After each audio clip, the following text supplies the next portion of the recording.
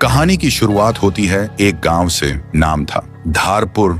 उस गांव में एक 300 साल पुराना कुआं था।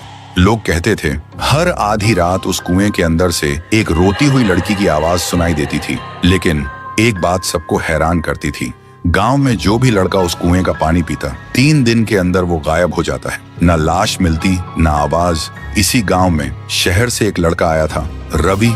वह छुट्टियों में अपनी नानी से मिलने आया था। उसने सुना था कि लोग अब भी उस कुएं से डरते हैं, लेकिन रवि सोचते हैं डर सिर्फ अंधविश्वास है और कुछ नहीं।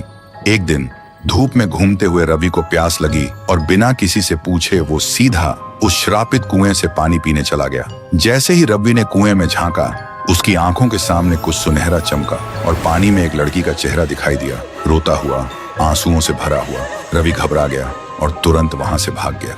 उस रात उसे नींद नहीं आई। हर वक्त लगता कोई उसे देख रहा है और बुला रहा है। अब उसे भी डर लगने लगा था।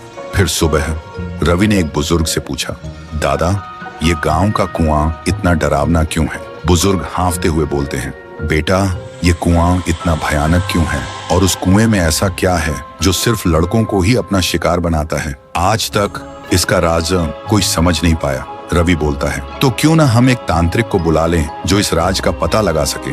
फिर गांव के सभी लोग इकट्ठा होते हैं और एक तांत्रिक को भी बुलाया गया था। तांत्रिक आंखें बंद करता है और कांपते हुए कहता है, ये तो बहुत ही भयानक है। कुएं के अंदर जो भी है वो मेरे बस के बाहर है। और वो तांत्रिक तुरंत गांव छोड़ के चला जाता है। गांव वालों के चेहरे पे डर और गहरा हो जाता है। लेकिन रवि के मन में अब सवाल उठते हैं, उस दिन मैंने जो देखा, क्या वो सिर्फ मेरा वहम था? और आज तांत्रिक ने क्या देखा जो डर के भाग गया?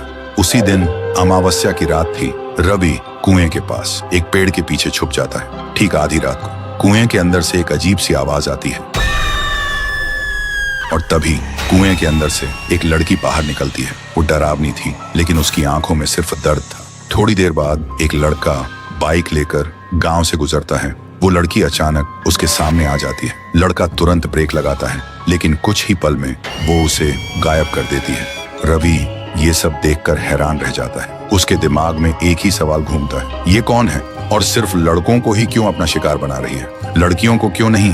तो दोस्तों, अगर आपको पता करना है कि कुएं में वो लड़की कौन है और वो सिर्फ लड़कों को ही क्यों अपना शिकार बनाती है, तो कमेंट करो, पार्ट 2 चाहिए।